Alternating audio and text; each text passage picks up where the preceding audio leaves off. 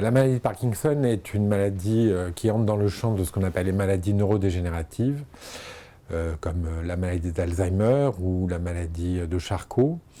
Donc c'est une dégénérescence chronique, progressive d'un certain nombre de neurones dans le cerveau. C'est une maladie de l'âge moyen, enfin en tout cas de la deuxième partie de la vie, après 50 ans, qui est héréditaire dans un nombre minoritaire de cas, et qui peut s'exprimer à la fois par des troubles moteurs, ralentissement, tremblement, bien que le tremblement ne soit pas constant, et par un certain nombre de signes non moteurs extrêmement variés, mais qui peuvent aller d'un manque d'entrain, d'envie de faire des choses, à de la dépression ou à des troubles du sommeil, par exemple.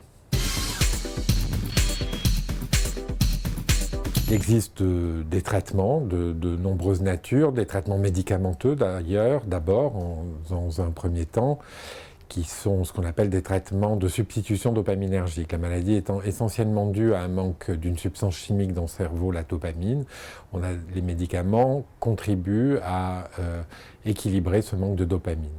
Ça permet d'équilibrer la maladie pendant de nombreuses années. On a des traitements un petit peu plus invasifs avec des pompes qui injectent de façon continue.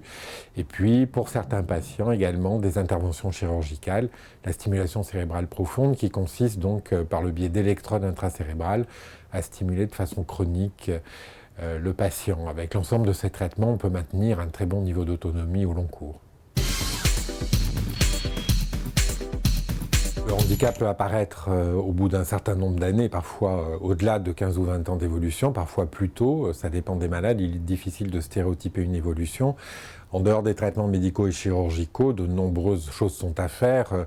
Maintenir un bon niveau d'activité physique, on peut faire de la kinésithérapie, on peut faire de la rééducation orthophonique, un soutien psychologique et psychothérapie qui est également indiqué. Puis, au stade les plus avancés, évidemment, un certain nombre d'aides au domicile sont parfois nécessaires, des soins infirmiers. Il faut penser aussi aux aidants, parce que ces maladies chroniques qui évoluent sur de nombreuses années entraînent la souffrance des patients et souvent des gens qui vivent à leur côté.